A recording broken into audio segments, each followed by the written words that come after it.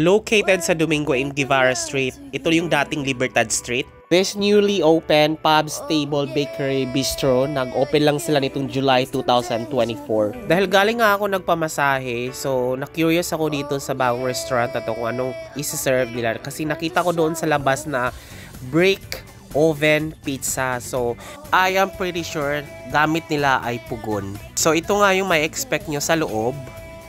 Spacious ang lugar at may maraming available na tables na pwedeng i-occupy.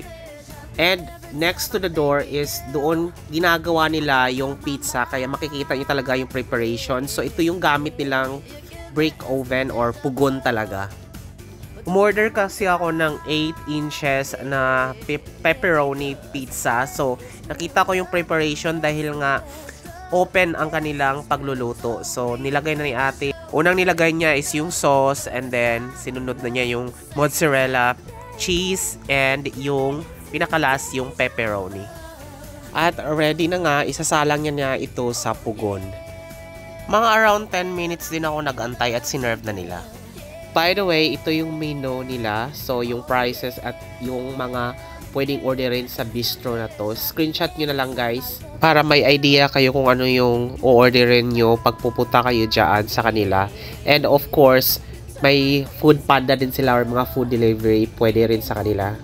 May mga liquor, wine, at cafe na rin silang binibenta.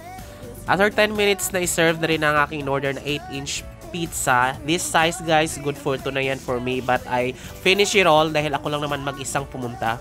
By the way, they're open from 11 AM to 9 PM. At may parking sa harap din nila.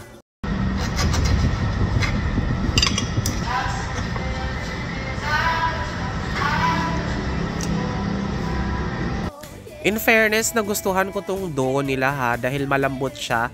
Ako-compare ko siya kung nakatikim na kayo sa SNR na pizza na yung dough ay malambot.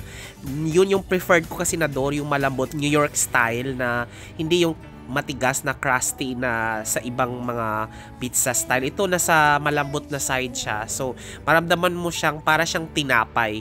And then, yung nako-complement niya yung alat ng pepperoni, tsaka yung linamnam ng mozzarella cheese, tsaka mas masarap din siya kapag nilagyan ng maanghang na sauce. So, okay siya. Good, sulit na rin. And please bear in mind na kapag dito ka nag-order ng dine-in, may service fee sila or service charge na 10% on the top of your total bill. Para ka kasi mabill siya kayo eh. At that time, nung kumain ako dito, walang available na hot caffeinated na drink. So, maybe I'll get one kung makakadaan ako dito. I'll try drinks. Ngayon kasi ayoko ng malamig dahil masama yung pakiramdam ko. Dahil nga may ubo ako, narinig nyo naman sa boses ko na ngongo dahil may sipon, diba? Pero hindi ako umorder ng malamig na drinks nila. I was expecting sana na mayroon silang available na hot drinks para sa mga katulad kong may sakit na hindi pwedeng uminom na malamig. So far, very good dito. And that is my story.